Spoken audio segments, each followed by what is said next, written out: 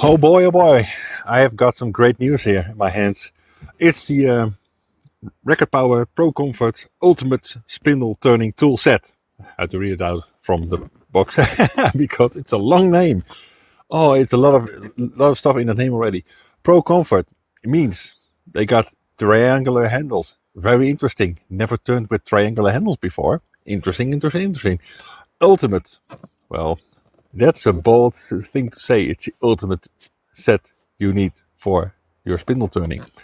I'm going to find out in the next videos how the quality of this tool set is. And I'm really curious to see how this new set of Record Power turns out. So very interesting.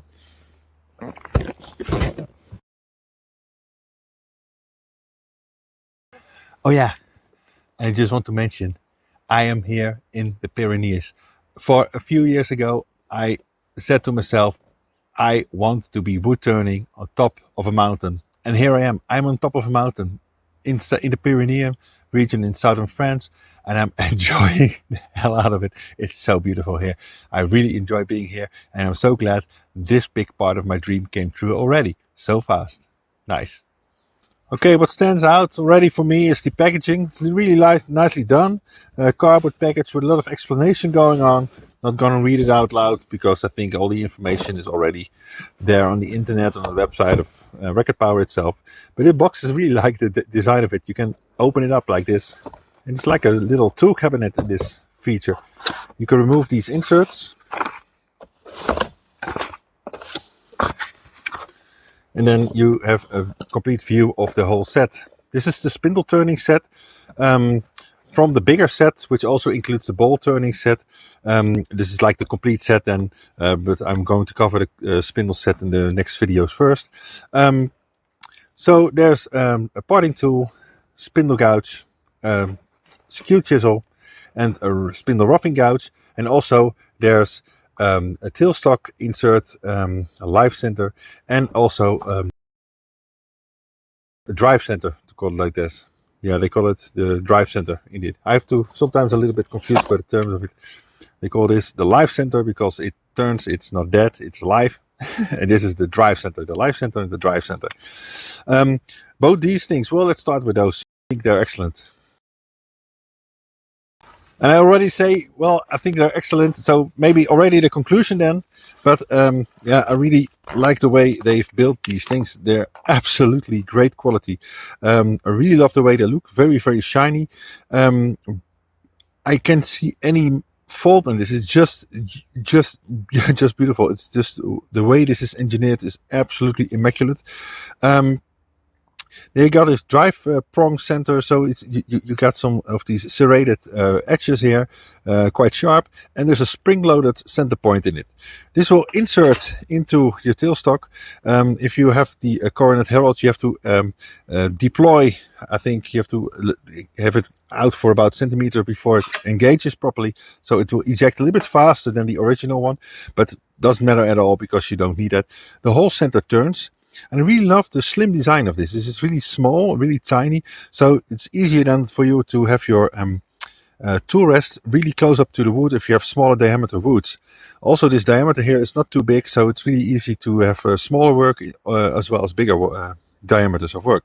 So also the drive center, it's exactly the same size of the serrated edge, the same size, but this does not turn freely, of course, because otherwise it won't be the drive center. But it's also spring loaded, so it has the same technology inside, which is very easy because now you won't have the need anymore to hammer your live center into the wood. So it's really easy to use. So you can just put it in your headstock, and then you can insert a piece of wood. And just by applying a bit of pressure with the tailstock, you can then grab the wood really firmly. So the wood I'm going to turn now, I got some firewood, and I saw there's really nice grain in this wood, so I won't burn this one. It's pretty beautiful. It's ash, but yeah, if I see something like this, a grain pattern like this, with this chatillons going, chatillons, we call it like the French here, then yeah, I really want to preserve it and make nice boxes out of it or something like that. So I'm just going to insert it in the middle, around the middle, I'm a little bit careless here, but it's okay, I think. Also insert this one in the middle. I have to move it up a bit. And you can see the spring action in it, so you can move it around. You can, if you press it inside the headstock, you can move it around a little bit to find your center if you want to. You can have it try to get it balanced maybe. That's a way to do it. Of course, you can also make a diagonal with a pencil on it and find the center that way. But I think from looking, it looks good now. So when I then turn the wheel, the spring gets engaged.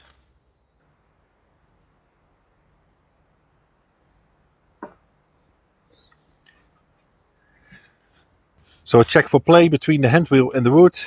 If there's no play, you are tight enough. Then bring up the tool rest until it's as close as you can get it. With the wood, this wood is not very square, it's quite rectangular, so I'll have to move it off later, but it's looking really absolutely great. I'm on travels now, so I don't have my my saw with me, so I cannot saw it quite more square, so I have to turn it off. But yeah, there's more fun in that, of course. So I will start now rounding the wood, roughing it out with the roughing gouge. And the nice thing of this range of tools is that actually it's described on the metal itself what the purpose of the tool is, and that's very handy because this is called the spindle roughing gouge, so it's not intended for ball turning. Please watch out carefully not to confuse those. So it's there, spindle roughing gouge, can't go wrong with that. Also, the handle is triangular, and that's the first thing which caught me when I touched it for the first time. I thought, wow, this is genius. This is brilliant. It feels really great. You get a lot of grip. You know, all the brands have rounded handles. For instance, here I've got the Robert Sorby ones. They have got round handle. So the overall profile looks quite similar, but because this is triangular, it feels like really grippy. You don't have to squeeze tight to have a firm grip on it. It cannot rotate on you that easy in your hand. Brilliant design, and I love just the way it looks. So there's also, at first glance, the overall quality looks really spot on. I really love the ferrule they use. They've used beech handles, which are not treated with much color. I think it's great. If you add paint to your handles, this will chip off. So I had this, for instance, with my Hamlet gouges. The paint will chip off eventually, and they will look really old and aged, even after a little bit of, maybe a little bit mishap or something like that. You can see just some paint flaking out of it. And you won't have this with this tool because it will get dented, but you won't see any change in color. So it will look quite new for a long time. These handles are like the really further uncolored beech, what I said earlier. So also they will age a little bit, so they will get different color. But it also applies, of course, with the Robert Sorby tools. And I really think that this adds another nostalgia to your tools, so you can see they have aged and they see that they got older, and that also means you have enjoyed them a lot. So that's what we are here for, of course. Well, the steel itself looks very interesting. It has, I'm still wondering if it has a coating or something like that. It's a little bit grayish. Yeah, it looks like it reminds me a little bit of a non-stick frying pan, but I don't know. I don't think it is actually a coating. Maybe it's just the way they've treated the steel. But it looks really nice and feels really good in the hand. The profile itself is a really quite a narrow U shape, which is excellent for roughing gouges. Which means also you've got some flat spots on the side, which can make it. You can make broader cuts with it if you want. If you turn the tool on the side, you can have more wood removed in one go. So it's interesting, really nice. So let's find out how it turns.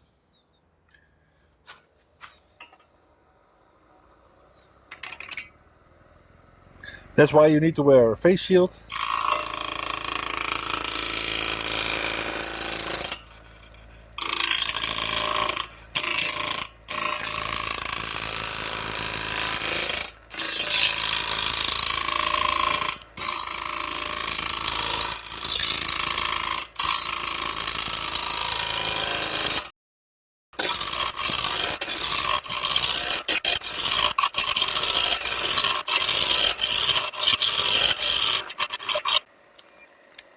I had it bouncing on me, so that means I have to move forward my tool rest. Always have it close as possible. I see there's a bit of a dent in the wood here. Of course, this was meant as firewood, so it is. There's nothing been tried to save the wood, so it's just yeah. You have to work with the wood you've got. So I just make it round, and then I have some wood for later on to use it.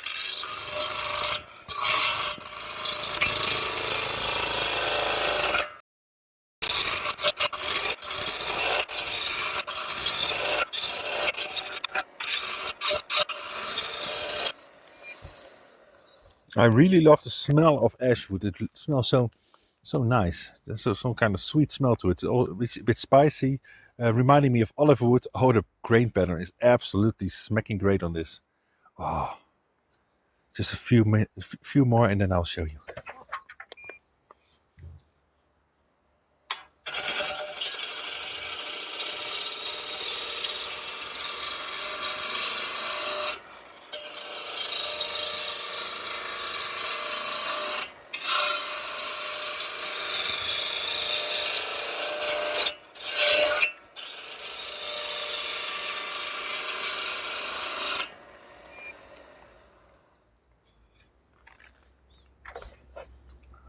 Oh, great.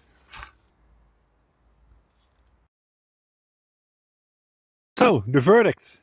I really love it. It's a nice tool. It's beautiful. It's beautifully made. It turns very smooth. It feels great on the hand. Oh, there was a little wasp landing on my hand for a second. Well, nice nature. I love nature. Well, this the backing of the tool feels really good. It feels very smooth on the tool rest. So I don't know what they've done, if it's actually a coating or just the way they treated the metal that it looks like this. But it really feels smooth also on the tool rest. So maybe it's intentional. Yeah, well, great job anyway. So really love the way it looks. Love the ferrule, love the handles, triangular, feels really very nice. So I think this is a tool to enjoy a lot.